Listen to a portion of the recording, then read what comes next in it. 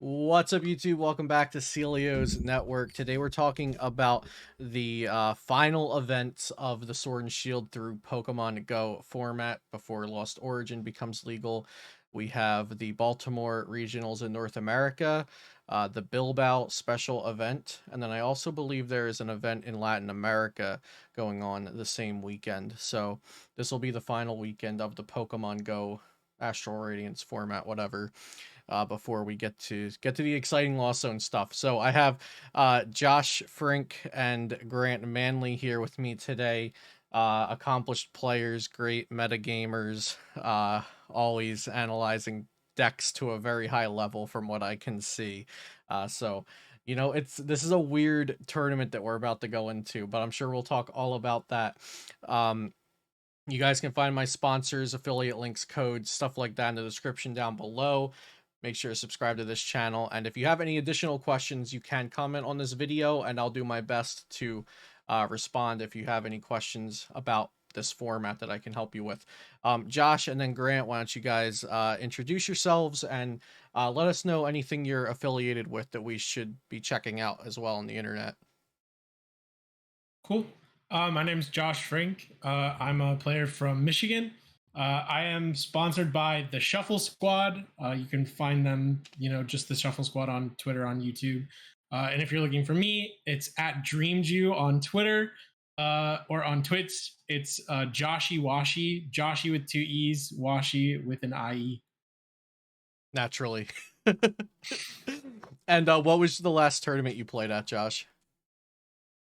The last tournament I played, I was NAIC. Okay. And what deck did you play for that? I played Arceus V-Star, Charizard VMAX, Crobat VMAX, Weirdier V. Yeah. Yeah, I think I played against Kreckler in round 9 of day 1 playing that. And it was a very aggressive deck. It was something. It Now, was pretty bad. None of us made day 2. now let me ask you, do you think that deck still stands for this format, since it's essentially the same format? I don't think that deck stood in that format. So definitely not now. I think it was a good call for Milwaukee, but then once Palkia players learned how to read Radiant Heatran and then use boss's orders on it, Okay. it falls Oh, you apart a guys little also bit. played it at Milwaukee. That's where I played Yes. against Alex at then, not in NAIC. Oh, okay. Because you guys actually did well with it at Milwaukee, I think, right?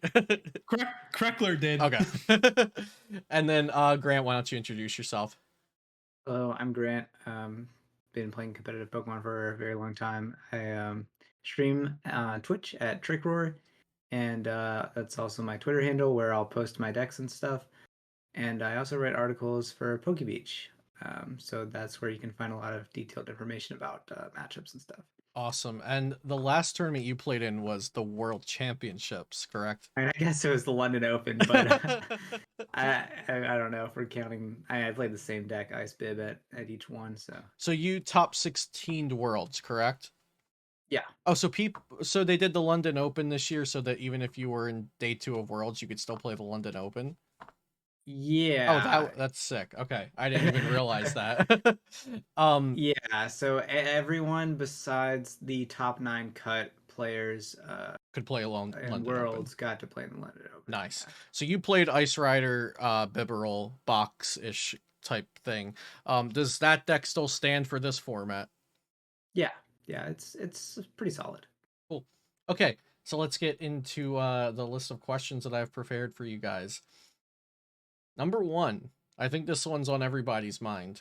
After winning NAIC and Worlds, arguably the 2 most important events, hardest events, whatever, of the year, why wouldn't Flying Pikachu just win Baltimore if it already won NAIC and Worlds?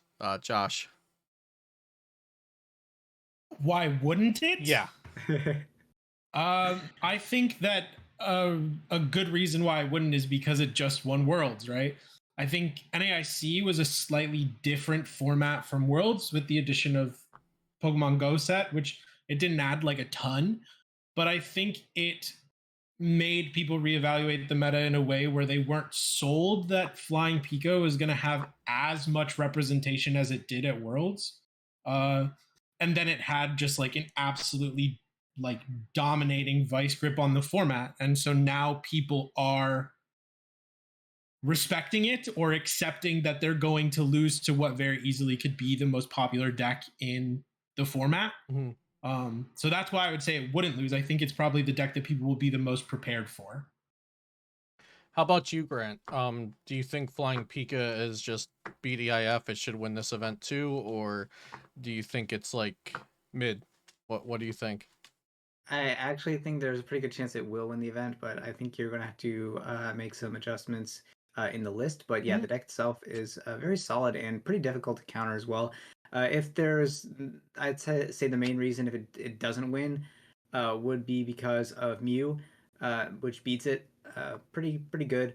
At And least so the you would world's list, right? A little more right, yeah, compared to it beats the Azul's. yeah, it's very good against the world's list. Even the NAIC list with Crobat, I would say it's Mew is still favored. But that list at least has a better chance. But yeah, I would say if the Flying Pikachu's, if there's enough of them, some of them will probably make it through without hitting too many Mew. Mm-hmm. But I do expect a good amount of Mew, which will probably keep it out. At least that's like a possibility. It kind of just depends what numbers show up for like for the decks, the top decks. Yeah, and I'm glad you mentioned that some changes will probably should be made to the deck for it to succeed again, because it's not like, Azul won NAIC and then they just copy pasted with no changes in one Worlds. There was Hisui and Decidueye added both for the shred type attack and for the fighting weakness that it hits, and also the same 60 got second and third from Japan with a 2-2 Jolteon in it, which was very different from what Azul played at NAIC. So just between NAIC first place and Worlds first through third, we saw 3 different variants of the same deck essentially. So there's a lot of wiggle room for changing cards around in that deck as long as you're keeping what has been shown to be the best cards, right? You got Arceus, Path, Marnie, and Bibarel, and then toss in some other things, and you probably don't have a bad deck. We've seen it work with Corviknight, with Aggron VMAX. Like, if you have those cards, you're doing something right most of the time. Yeah, Arceus is just a very overpowered card. So um, are there any other comments on Flying Pikachu's matchups or cards that shouldn't go in or that should definitely go in? Or if you're playing Flying Pikachu this weekend to get safe points, you should do X, Y, and Z? I wouldn't play Jolteon. Um, I think especially I agree with Grant. I think Mew is gonna make a pretty big resurgence given how like countered Palkia was at Worlds. It makes Mew have like theoretically a better matchup spread, and the way that Flying Peak beats Mew is just being more consistent. And Jolteon is 6 dead cards, so I wouldn't play Jolteon if I was playing Flying Pikachu. Yeah, I can name 5 decks off the top of my head that I wouldn't be surprised to hit in day one where Jolteon is 6 dead cards. Like, there's so many. yeah, I actually wouldn't play. I mean, I agree that you don't have to play Jolteon in the deck. I wouldn't play Decidueye in the deck. I don't think Decidueye is actually very good. I think the Arceus decks should be playing Dunsparce now, and even if they're not, it's still a very limited matchup spread. And Miltank, I mean, no one's playing Miltank. I guess if you run into a Miltank, you'll wish you had the Decidueye, but I don't think Decidueye is that great. I think you'd rather, have the more consistency, like Josh said, and also I think Crobat VMAX. Sort of going back to the list from NAIC. Crobat VMAX isn't like a huge deal, but I think if you're cutting to Decidueye, you may as well play a Crobat VMAX. There's really no downside to it. It's one card in your deck in the energy lineup. It's a little bit awkward if you're playing 3 types, Fighting, Lightning, Dark, but if you're only playing 2, doesn't really matter. And then another thing is Dunsparce, Chance Carrot back in.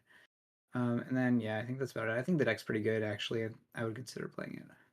It's just going to be kind of annoying to hit mirrors and Mew. Yeah. All right. So next question is Mew. Is Mew the safest deck to play to just earn championship points? If your goal is to go into the building and leave the building with some CP for this season, is Mew the best deck to play, Grant? I would say Arc Flying P is the best deck to play just for championship points. I think Muse, among the triangle of matchups in the top 3 decks, which is Flying P, Palkia, and Mew. Oh, it's Palkia over Mew, Mew over Flying P, Flying P over Palkia. I think Muse, objectively, I guess it's not objectively, it's my opinion, but I think Mew is just the worst of the 3 to play because it's also a bit weak against Charizard and Regis, which are some decks that people will play, regardless of whether or not you think they should play them. And then it's like in that at that point it just seems to make more sense to play Palkia or Flying Pikachu, in my opinion. So I would say if you just want championship points, Arc Flying Pikachu is probably the best deck to do it with. What do you think about that, Josh? I agree with Flying Pikachu. I'm not a huge Palkia believer at the moment. I think that people had sort of a similar opinion on Palkia as they did on Mew in like early formats of like regional returns, where like they think that Palkia can't really be countered and like it's not like really solid matchups into everything, right? And I think Worlds sort of showed that Flying Pika is just like really good into Palkia. And I personally think Flying Pika is going to be the most played deck at the tournament. So I probably wouldn't play Palkia. I think I'd play Mew over Palkia, but I still think Flying Peak is probably the number one. Yeah, I've been saying like I feel like Palkia is a risk to play, but I know there will be players that play it and just cope and say that Flying Peak is a 50-50 when it's not because they win the coin flips more times in practice or something. Like if I lose the Yeah. coin flip against Flying Pika and I'm playing Palkia, like I hope my testing group found something broken to put in this deck because I don't feel very good about this matchup. Yeah, I don't think any of the big 3 are like particularly bad, but it's just kind of, there are a few things to consider. It's just like kind of my opinion. Looking at it, Flying Pikachu seems like the best of the 3. But yeah, Palkia into Flying Pikachu. Yeah, a lot of Palkia players will tell you it's not that bad, but in my experience, it's pretty bad. So, but Mine too. it's not unwinnable. Like you Yeah. can still win the game. It's Yeah. just Right. good. Yeah. And I think it sort of goes to show as well, like, if you're more comfortable with a deck, you should play that if you're just trying to get championship points. Yeah, I actually agree with that for this event. Yeah, I do 'Cause think all the Flying top decks are, Pika like, is like fine. not that hard to pick up and play at a moderate level. No. Like Palkia is probably the hardest out of the 3 to pick up and play at a reasonable level. And so if we're saying Palkia might even be the worst out of them anyway, then don't pick up Palkia if you haven't already played it, probably. Yeah, I would agree that it's probably the Arceus Flying Pikachu is probably the easiest to play of the 3 with, and then Mew and then Palkia. Yeah. So I agree with you on that. Cool. Okay, so Ice Rider, it hits 280 with a choice belt. Palkia has 280. Arceus has 280. If you slap a Leon in the deck, it can knock out a Flying Pikachu in one hit. So, Josh, why should you play Ice Rider to this event? You should play Ice Rider to this event because, in theory, the deck has more unmatched power than any other deck in the format faster. In theory, you hit higher numbers faster, right? Like you said, like in theory, you could hit 310 turn 2. Yep. Will you? We're gonna ask Grant if we will. So, Grant, why shouldn't we play Ice Rider to this event? Why shouldn't you? Yeah. It's just going to be the Mew matchup. I think Ice Rider is actually pretty good. I mean, I did play at Worlds in the Open. Will you hit? You will hit 280 turn 2. You won't hit 310 turn 2. It might come down to whether you're playing the Inteleon or the Bibro version as well. But Yeah. yeah, I mean, Ice Rider is like fine. Its Mew matchup isn't good. I tried putting Rock's Path in the Bib version. It's not. It like slightly improves the win percent against Mew, but it doesn't improve it enough to the point where it's favorable, which is a little bit unfortunate. I was kind of hoping that would swing it, but it doesn't quite do that. It's just very hard to do consistently without the Inteleon package. That said, I still favor the Bibro version. It's really good enough flying Pikachu. It's okay to Palkia. It's like the Palkia matchups. I've kind of like gone back and forth on it. Like sometimes it seems great, sometimes it seems sketch. But yeah, I mean, I think it's okay. Just the Mew matchup, not great. So if you expect a lot of Mew, don't play it. Okay, so I actually don't know the answer to this, and I'm sure a lot of the audience would like to know as well. What was the matchup that you lost at Worlds that like was the difference between top 8 or top 16? Like what was that last loss that did you win? I mean, I started 1 and 2, so Okay. it was just like, yeah. I mean, my losses came from Palkia in round 2 and Mew in round 3. The Palkia matchup I actually misplayed. I think I could have won that. I think I actually had an opportunity to win games 1 and 3. They were really close games. But yeah, I think I just made a very small mistake that cost me there. And the Mew's The rough. Mew matchup. Well, I double bricked against Mew. I actually had an opportunity to win that one too, but I didn't misplay at least. I just the deck I Crobat pass game 3. Okay. Oh, jeez. Okay, so sometimes you'll draw a little funny. There are some nuances to the deck, and The Mew's a Palkia little rough. matchup's a little bit tricky actually, but um, yeah, it's not bad. Okay, But yeah, cool. use And if the anybody's playing Ice Rider, have you like written any articles about Ice Rider that they can find on Poke Beach? yeah, I think I wrote one before Worlds about Ice Bib on Book Beach. Yeah. Okay, sick. Did you have any other thoughts on Ice Rider, Josh? Since I asked you to be on like the positive side. Yeah, I mean, I personally really like Ice Rider as a deck. I think it's really fun. I haven't put too much testing into the Ice Rider bib, and clearly, if Grant has put a lot of testing into it and he thinks it's good, I would go with his word. Yeah. Similarly, I haven't put a whole lot of time into the Inteleon version. I guess I did a little bit pre Milwaukee, like right when Palkia was released, and it was actually okay.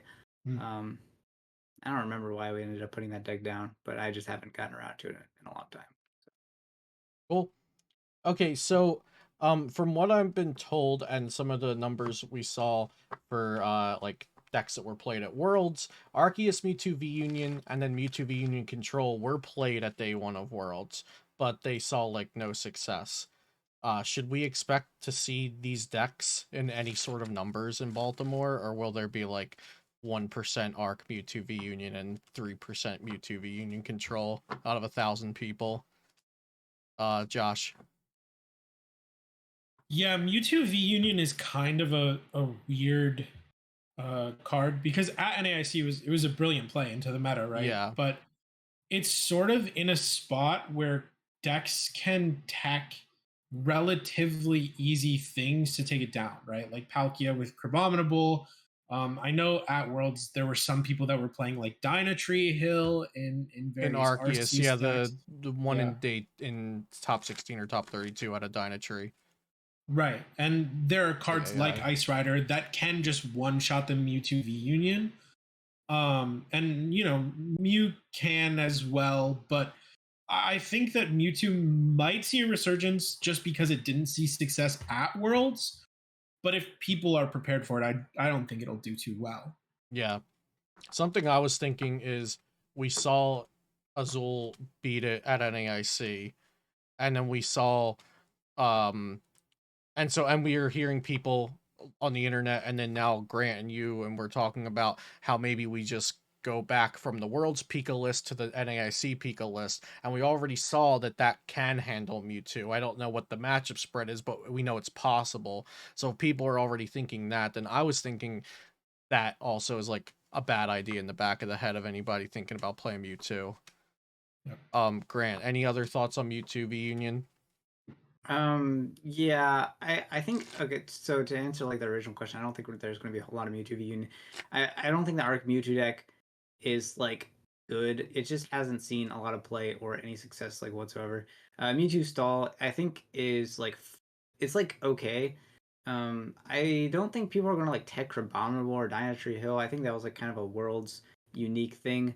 But I don't think there's going to be a whole lot of them at Baltimore, and I don't think it's necessarily the text that they have to be afraid of. It's more like getting collateraled by like, Arceus decks. If they have a Decidueye and a Dark Attacker, they just win, right? Mm-hmm. I don't think there's any way around that. And then the deck's also a little bit fragile. So if you lose one game, like if your opponent surprises you with like a scrapper or something, or if you just don't draw very well, you literally cannot win. The best you can do is tie because you can't win or you can't finish 3 games in Yeah. 50 minutes. It's literally just not possible. Um, and then yeah, I mean it's not really a bad play. It's pretty good into Palkia, and it's pretty good into Mew. and it's pretty good into flying Pikachu if they don't have the package that beats it. So yeah, it's like okay, I don't know. It's just fragile and gets clouded by a lot of things. Also, there's always people playing Ice Rider and Teleon, like we just talked about. So even though that deck hasn't top eighted a single event, people will still play it. So that deck just slaughters it. It destroys. You Teleon the Miltanks and you Leon Ice Rider the Mewtwo. I guess if you have Scrapper and Leon, which they pretty much always do. So yeah, there's like a couple fringe matchups it just loses to, and then just like random things. Also, Empoleon V just auto wins the deck, so that's kind of terrifying because people might play that for like Reggies and You played I don't it know, in Miltank. Worlds, right? Yeah, I played it in Worlds. I actually cut it from the list. I consider playing Ice Bib for Baltimore. I have cut the Empoleon. I don't really see a reason to play it. Reggie's is kind of fringe, but it's like kind of good in that matchup, I guess. And then it does auto Mewtwo. It's just like I don't expect to see a whole lot of Right. Mewtwo. So Yeah. At a but if I am Mewtwo, if I am the Mewtwo player, there's just kind of a lot of things I'm worried about going wrong. Right. For sure.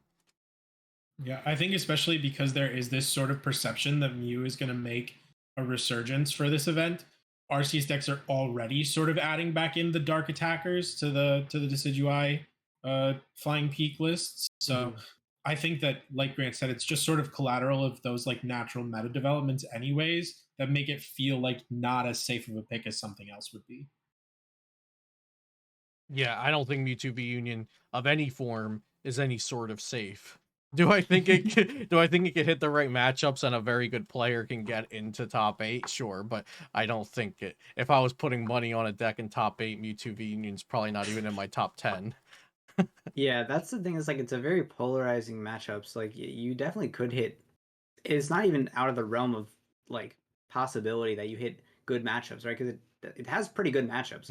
And you just hit those and you just win convincingly every Right. round. But yeah, but on the other side, if you hit, again, the Pikachu or Arceus A deck with Leon or an Decidueye Empoleon Dark. V or something, or a All those random things. Are a like little bit there are scary. cards that are just like I cannot beat that, and that feels bad. Yeah, yeah, it definitely feels All bad right, when you run into those. cool. Number 5, Inteleon Zard gained more exposure after Worlds, because people knew Radiant Charizard was a good card. They didn't know how to play it. They let Ross Cawthon figure it out. Do you think this will be a widely played deck, or is it too hard to pilot well in a regionals environment? And does that even affect people playing it? Will they still play it even if it's too hard? Grant. Yes. Yes, I think the deck's getting a lot of hype lately. It's been seeing a lot of play in online tournaments. It's a cool deck. It's fun and it's very good. So yeah, a lot of people are going to play the deck. I think just because of the hype it's been getting, and it's good. It's a good deck.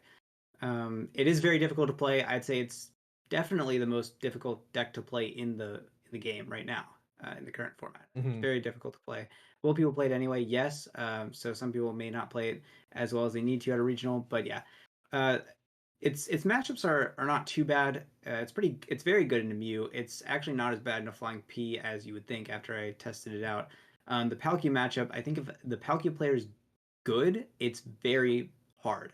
That's kind of how when I was testing the deck, that's kind of what I found out. So I would say it's not good in Palkia. But if we think Palkia is on the decline, yeah, it's a pretty good play. It's also gets kind of collateralized by like Reggie, that's a pretty hard matchup. It's not unwinnable, but it's like strictly always unfavorable. Yeah, it's always on So, you to match the Reggie. yeah, So so you don't I want to don't be think I would good. play the deck. But yeah, it's a good deck. That's pretty much all my thoughts about it. I love this deck. I think it is an absolute ton of fun. And I think that because it is Charizard and for no other reason, people will play it whether they are good enough to play it or not. I think that's something that people often forget about in regionals is like at some of the bigger tournaments, people are just sort of showing up for like vacation. And so they'll play their pet decks. And I think if somebody's going into the tournament expecting to win and they've spent more than like 5 or 6 games playing that deck and they just don't have a grasp on it, they won't. But I still think it'll be like very popular. You I agree thinking with like Grant that it's 10%? maybe not that much. I could see it being like the fifth most played deck, if not a little lower. I agree that it's the hardest deck in the format to play. And I think something that's interesting is that you look at these online events and a lot of the results usually are polarizing. But most of the results you've seen with this deck specifically in online events have been from players that are really good. Yeah. And I think that that says a lot about the difficulty level of the deck. But yeah, I agree. I don't think Palkia is as good now that people have had the ability to test against it. Ross sort of had the surprise factor of like people not really knowing what he was playing at Worlds. Um, but yeah, I think Reggie's is pretty tough. I think there are cards that you can tech in as well, but one thing that we realized right away is that it's so hard to change from Ross's 60 very far.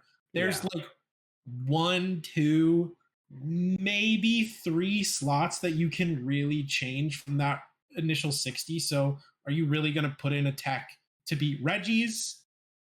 Probably not. Yeah. I agree with that. I think Ross did a really good job making the deck. Actually, it's nobody really had that exact list. I don't think. Maybe people did, but I didn't. And I know most other people also did not have that list. So yeah, it's a good list. For sure. Yeah, I think I mean I think Intelzard's matchup spread's really great. Like you guys said, Flying Pika, I'd consider Flying Pika a favored matchup, but like at a glance maybe it looks bad. Um Palkia, I think they have to be good and have the correct cards in their list to handle Inteleon Zard like fully. But also with Inteleon Zard is the fear of time in the round, right? Um, and Zard takes really long games, and we saw that Ross Cawthon and his last round opponent missed out on making it into top 10 because of time in the round. Um, but like you mentioned, Josh, the people at the tournament that are there with their friends or they're having fun or they're giving it a shot, they're not really going to consider the 50-minute thing. They're not really considering tournament structure. They're there to have fun and see what it's all about. And if they picked up Intelzard because they like Charizard or whatever, then they'll play the deck no matter what. Yeah.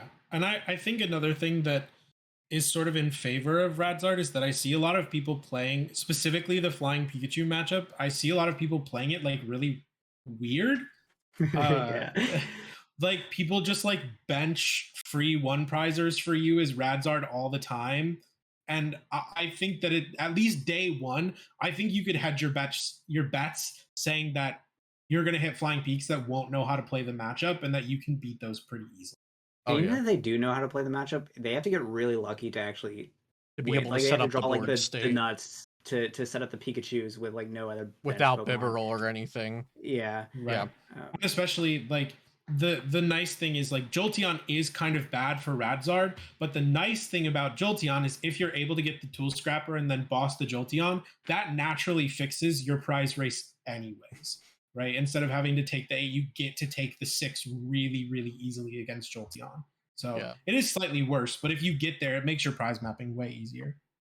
Off topic kind of, but I'm just expecting like very little Jolteon at this event. I see so little value in that card for this event. Like, sure, I going to be playing an Inteleon engine at this tournament 100%, and so I would rather not see Jolteons. But I also think in the grand scheme of things that Jolteon is just such little value because you could just hit Arc Peak and Mew all 9 rounds and never use Jolteon.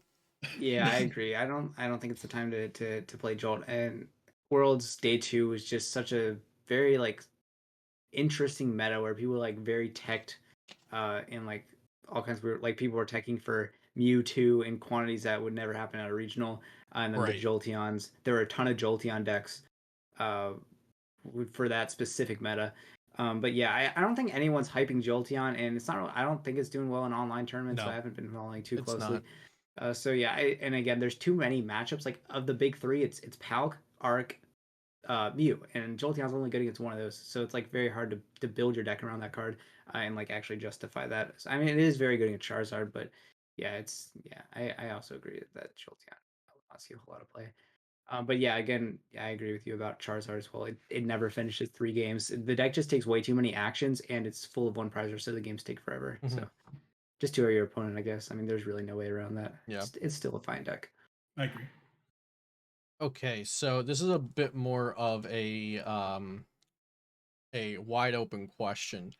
Do you expect the meta for Baltimore to be centralized and have multiple techs that take up 15 to 20% of the field? Like we saw this early when tournaments returned from the pandemic. We saw Mew at like 30% ish numbers, and then Arceus at like 20%, and then everything else at like pennies underneath it. But then we've also seen tournaments with like the top five decks each having like 8 to 10%, and then there's a lot of rogue decks and a lot of different variants of stuff. Do you think this will be an event where two decks take up the top 40%, or do you think this is going to be a very varied field and you can hit 9 different decks? Josh. Yeah, I think it'll be incredibly varied. I think that there are a lot of decks that are playable in this format. Not only that, I think that a lot of the decks that are cheaper are more fun to play, and I think that people will take that into consideration, right? Like Reggie's is like very cheap and very fun, so it'll see play. Ice Rider, very cheap, very fun, so it'll see play. I could see like 9 or 10 decks all taking up like a decent percentage of the meta. I definitely don't think we'll see numbers anywhere near like Salt Lake City Mew. um and I think a big part of that is that we're coming out of Worlds, which is a real life tournament that introduced so many, new archetypes, right? And I think that those sort of things will help create a healthier metagame. Whereas like Salt Lake City Mew, those early regionals, the only metagame that really existed was based on online events Mhm. where Mew won every tournament every day, And it was right? also a much smaller card pool, and I'd argue that Mew deserved to be that heavily played because it was Yeah, very Mew was good. yeah, Mew was pretty broken. Yeah, I think Mew at the time was definitely like incredibly dominant, and then you see those regionals played out, and people thought Mew was the boogeyman and couldn't be beaten, and then no Mew's in top 8 at the first North American regional, right? Mhm. And I think that once you have all of like the top players actively trying and like working on metagaming, the meta is naturally going to develop a lot faster than 50 to 200 person limitless events every night where people are pretty much just copy pasting whatever list did well the day before. Yeah. So, Grant, do you think the meta will be varied, or do you think 30% of the room will bring Flying Peak? I think it will be somewhat varied. I think a lot of decks are like 1-1-1 against the top three decks, if that makes sense. So like Yeah, a win, a 50-1, loss, a tie. 50-50, Yeah. yeah. And the three decks are that way against each other, right? So I think a lot of decks are like that. But maybe like the lower tier decks are at like a lower power level or whatever. So yeah, I could see it being pretty varied. I could also see it being like you hit only Flying P, Mew, Palkia in like day one. Maybe like 6 or 7 of your rounds are like those three decks. Hmm. So that might, yeah, I think that sounds about right to be honest. But it could be a little bit more varied than that. Yeah, and it also You also, changes as you win or lose, like if the field is varied, but the lower 50% of those decks are not winning and you are, then you're going to hit the top 50%. And if the top 50% is made up of those decks you just mentioned, then the field's not going to seem very varied. yeah, and then you have like, it seems like it's like those three is like the most popular. Maybe like 40 to 50% of the all the decks are like the big three, and then you have some Charizard and some Reggies, and then it kind of goes from there down the rabbit hole, like Duraludon, Mewtwo, and Ice Rider, Yeah. and stuff like that. You guys haven't mentioned AI. Is AI dead? Yeah, That I deck is guess so. so bad. That deck is so bad. I don't think it's actually that bad, but people just don't like it, and it's like kind of a low Because power level. people But thought it was dead when Astral Radiance came out, and then uh Justin Kulas made the run in the top 8. yeah, and then it got like top eight at Milwaukee and three top eights at NAIC. Yeah. I don't think the deck is actually dead. It is just so incredibly boring to play against that Nobody wants to play it. I will continue to put that out into the universe just so that I don't have to think about So no 4 pal pads in your AI this weekend, Josh. it. I No. yeah. nobody wants to play it. It's not like bad. I think it's actually okay. I'm probably in the minority here. I actually think I'm maybe a little biased because I played AI at two events this season. I think it's actually I okay. played it at 4. Okay. Yeah. Well, you played a I be Vedro, in like one a of them. spicy Yeah. spicy. I just played the vanilla. But yeah, it's like it's okay. I think it's not bad, but no one's gonna play it because nobody wants to play it, and it's not like amazing. It's maybe a couple of people will play it. Cool. I think that it takes tough-ish matchups into both Mew and Palkia, and I think that that's hard to justify because Mhm. even I mean you pretty consistently are going to beat like the world's winning list, right? Like if you play Dunsparce in AI, you'll probably take a favored matchup into ADP, but like, is it worth And the people are shaky calling this deck Mew? ADP. People call this deck ADP Yeah. is like tilting, but it makes sense. Like I can't say like you can't call it ADP. It literally is ADP. Right, But it's so tilting. But yes, it is ADP. And right. also Arc Duraludon, you guys mentioned a little. I'm Good, on the bad, in bandwagon. between. Okay, I yeah. Go ahead. Go ahead, Grant. I don't like Arc Duraludon, but I was like thinking about it earlier, and like objectively, it doesn't seem like that bad of a play if you're okay with completely sacking your Mew matchup because Yeah. Reggie's is like free Mm-hmm. unless they play a bunch of Path. Charizard is free. Palkia's pretty good. Like Palkia's not teching for Duraludon. It's a pretty good matchup, unless they keep the crab in there for some reason, which they don't. But it's like slightly favored for Duraludon, which is good. Yeah. And I think it's good against Flying P, but I haven't really. Azul will tell you that Flying P wins, but I don't know. I don't know about that. It seems like a pretty decent matchup, especially if they don't play Charon's Care. Yeah, I was gonna say with Charon's Care, I would say it tilts it into the favor of Flying P, but Sure. So like if you're okay with sacking your Mew matchup, it like actually seems like a pretty strong play. I'm not gonna play it, and you're never gonna be able to convince me to play that deck. I just don't like it. It's like zero agency. Play your two cards that you have that you can play and attack, and you do the same thing every game. And it's just I just don't like it. Uh, but yeah, objectively, it's like not in a bad position right now. I wouldn't be entirely surprised to see a repeat of Milwaukee, like one or two Duraludons get lucky, dodge all the Mews, win the tournament. It's definitely within the realm of possibility. I agree. I think yeah, I think that Duraludon is sort of in an interesting position because it's a deck that in theory is really strong, but can sort of get really destroyed by collateral as well, right? Like regular Mew playing Horn, like with the Fusion Strike energy, if they play Horn, that matchup is not playable, like at all. It's like Yeah. maybe the most polarized matchup in the format. But yeah, I mean, Palkia, obviously, if people are just net decking worlds lists and happen to pick one that played Crabominable, that's not great, right? If Flying Peak plays Sharon's Care, and these are all like single card inclusions in decks that beat Duraludon. And on top of the fact that frequently Duraludon beats itself by starting Duraludon Duraludon. V and never doing anything. I like Arc Duraludon. I think it's a good deck. I agree that there's not a ton of agency. It's basically like figure out your resource management, make sure you count your energies that are prized, and then like play the game and hopefully win. But in theory, right, if people don't bring stuff that's going to beat it, or if too many people are playing like the Pram version of Mew with no Fusion Strike energy, I think Duraludon can make a really deep run. I would say even the no fusion energy version beats it if they play Echoing Horn, which they should be, because you just kill one Duraludon before the boss and then kill the two arcs. You win. Well, like you just have to kill one Duraludon before the balls, then you kill the arc they already have out, and then you horn the arc and kill it. And it's actually pretty easy.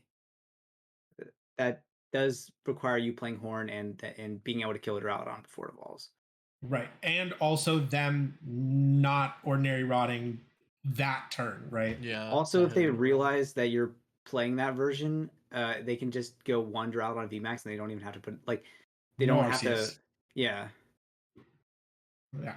It is. I think one thing that is not great for Duraludon is that a lot of people that would maybe play RCS Duraludon are playing it so that they don't have to think about matchups. But I would say that if you are choosing to bring RCS Duraludon to the event, the only work that you have to do beforehand is figure out your optimal board state into every matchup and just go for that every single game.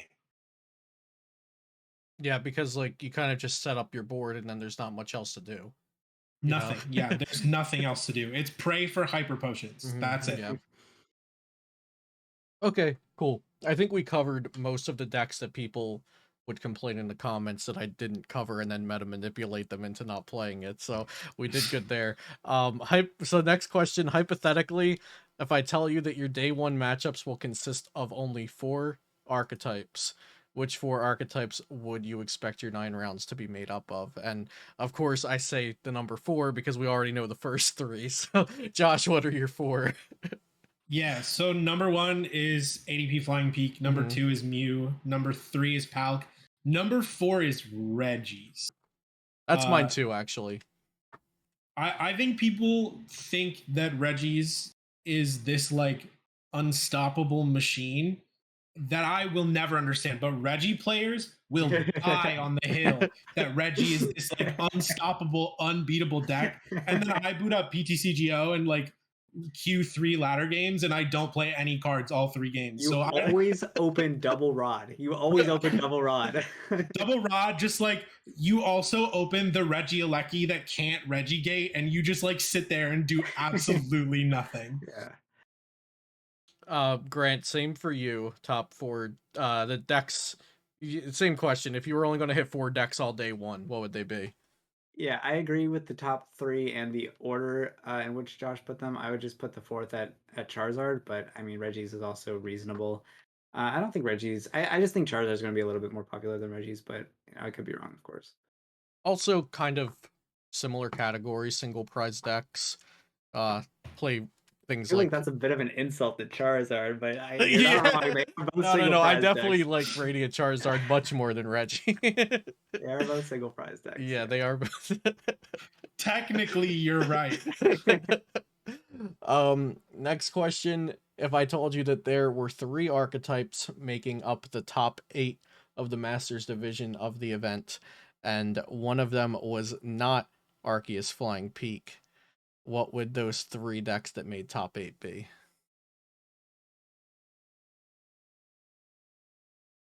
Josh. Cool. Mew is for sure one of them. Just in the interest of content for you, I'm gonna say there's a world where Palkia does not make top 8. Okay. There is a world where it happens. There's a world where nobody shows up to the event with Palkia. It could happen, right? Right. Or there's a world where people believe that Flying Peak won't get played and play Palkia and it just gets demolished by Flying Peak, right? I think that Mew is almost certainly going to have an appearance in top 8. I would put money on Radiant Charizard making top 8. Just because I'm confident that some top player is going to play it to that event and do well. And third, I think Bliss Tank is going to make a comeback and make top 8. And I think it will lose in top 8. But I've been like looking at Bliss Tank like play into some matchups, and it's like really disgusting that it wins, but it's pretty convincing too. So that's probably my like wild card pick. Okay, cool. Yeah, if you have a slow start against Blissey and they just like you just like break for like 2 turns and then the Blissey's got 10 energy on it and you're like, okay, well I guess I've lost. Yeah, for sure. Grant, same question. 3 decks make top 8 and one of them is not Flying Peak. Let's go Mew, Charizard, and Ice Rider. Okay, cool. Yeah, I definitely agree with the Mews, and I can definitely see Palkia. But let's just say Ice Rider. Yeah. Ice Rider, Palkia, same thing, right? Yeah. True. Higher damage ceiling Palkia. A quick question I didn't touch on before, just to specify, if you're playing Ice Rider, it's always with some sort of Palkia line in it, right, Grant? If I'm playing it, yeah. Okay. Okay. Yeah, so I mean, like, if you're playing it, it should have Palkia in your opinion all the time. When right? I did play the Inteleon version, I had only a 1/1 Palk, and it actually seemed pretty good. And even with the Ice Bib version, I play a 2/2 Palk, but it's really just support most of the time. I mean, if you have the opportunity to take a big one shot with it, then sure. But a lot of the time, it really is just support. So yeah, I think Ice Rider is just the star of the Ice Rider decks, but you still play the Palk because Star Portal is broken and Greninja's deck is pretty broken. Right. So Right. and then Awesome. sometimes you just don't draw a Melanie. You don't want to have to draw a Melanie every single turn. Yeah. So yeah. Ice Rider and Talion should also play Palkia. Mm-hmm. I think you can go down to 1/1 Palkia in the Inteleon version, but I wouldn't. Cool. Yeah, Palkia is definitely a pretty overpowered Awesome. card. I just every time we talked about Ice Rider, I realized throughout this video we never mentioned that it had Palkia with it. So I just wanted to clarify. And No, it's just a Palkia deck. It's just a Palkia deck. last question. Are there any decks that you've tested against or tested with that you felt like we should have mentioned? And are there any individual cards that we should have mentioned throughout to give people like the all-inclusive here's your guide to what to prepare for this weekend? Grant, then Josh.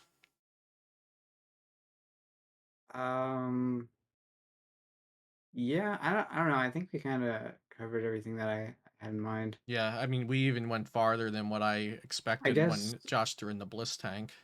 I guess yeah, I guess maybe just like escape rope in general is a very easy card to include in a lot of decks. It's just very easy to include. Very good against Flying Pikachu if your deck is running basic attackers. So like Reggie's, I think should play a bunch of ropes, or at least I prefer that version, but maybe you don't have to. And then Charizard can play a rope. I'm not quite sure if you need it, but yeah, even other decks. I've seen Palkias on ladder playing rope an alarming amount, which I'm not sure if you really need in that deck or not. But it's like just a good card. And it's very easy to play. And then Mew already plays rope, of course. Yeah, I like that you touched on that because I think rope came out in battle styles, like when we didn't have it for a while in standard, and I was like so excited to play rope because I knew so many people would just send up the wrong Pokemon so many times. It's like Yeah. it's a switch card that sometimes gives your opponent the shot to misplay, and like they might not even Yeah. know that they're misplaying because like you can play the rope as the first thing on your turn and then just pop off and build a board that they never saw coming and then make their rope send up a misplay. So I really love the rope gives you that little flair. Josh, Yeah, it's anything? really Oh, annoying against Mew when they rope you turn one and or you whatever. don't And you're know like, what's are they going? coming. Are they going to kill me? Or are they not going to kill me? Right. I've been that Mew and I've played rope with a hand of like 2 Mew V Maxes and 3 energy and nothing to do this turn, and my opponent's sweating, and then I say pass. But there's also times when they think But I then they don't have to got drop it. more resources to switch their guy that they thought was going to die. Yeah. Yeah. Josh, same thing. My answer is also Mew relevant. If I was playing Mew, I would 100% be playing the catcher version. Um, I personally really don't like the 4DT version of Mew. I think a really, really, really big selling point of Mew is that you are happy to go first or second, and you sort of lose that with the DT version. Um, so I would be playing catcher. I also, if I was playing catcher Mew, would be playing in Avery, uh, because Avery Echoing Horn catcher is an absolutely broken combo. Uh, you don't have to, but that is my personal thing. And Radzard, I think people should play Palpad. I think Palpad is just like an insane card in that deck. I Having agree with extra that Rai, one, yeah. having extra Raihans, and also even just being able to shuffle back in your boss is just like it helps mitigate prizes really, really, really well. I kind of disagree with the pal pad, but I also see why you like it. So we're just wrapping up. But like, so my thought on the pal pad is that I think Ross's deck had the resources that you need in the deck that anything reasonable prized you can still win. Like, unless if both of your Raihans are prized, pal pad wouldn't help you out anyway. But if one Raihan's in the deck, you can win with just one. If boss is prized, Palpad wouldn't help you anyway, but if boss is prized and all 4 cross switchers and a rope are there, then you're also fine without it. So I felt like in this deck, Palpad was only good when you already had the resources that you needed to win, and then it could make up for some sloppy plays or some very, very bad luck. But I didn't feel like it was part of an optimal 60. Yeah, that's fair. My argument for Palpad has generally just been like Extra Raihan. sometimes you have hands where you have to discard your supporters that you might need later in the game, but Mhm. also the 4 to 5 price threshold where you need Raihan to attack both of those turns, right? You have to Raihan in order to attack when they're at 5. You have to Raihan or just have the twin energy raw Right. to attack at 4. I love it when I have that twin energy in my hand. It just makes things so easy. I know it is great, but then that turn in a lot of matchups, especially Palkia, is so important for you to be able to attack. And if you've prized a Raihan, you can just lose the game. Mhm. And Palpad gives you some insurance to be able to do that. Right. I like that. Yeah. Another thing on top of that, I actually was like on no pal pad at first. But a lot of times, depending on what the opponent does, especially as in Palkia or a Flying P matchup, it they can force you to like need a third Raihan or like a third Clara, and sometimes you need a just it kind of depends on how the game goes. Sometimes you need a third Raihan or a third Clara, and then obviously a second boss is also pretty good sometimes. But I lost my train of thought. Oh yeah, but also if you're going Inteleon like turn 2, which a lot of people like to do that, and sometimes you should, and sometimes like a lot of people do that just because you can, and Right. sometimes you do, but not always. But you need the Raihan a lot of the times for that, and then you need like another one, After that gets and sucked. especially if you need like another one, and also for the Reggie matchup where you can like need to do it a lot of times in a row. But that's not the most relevant reasoning.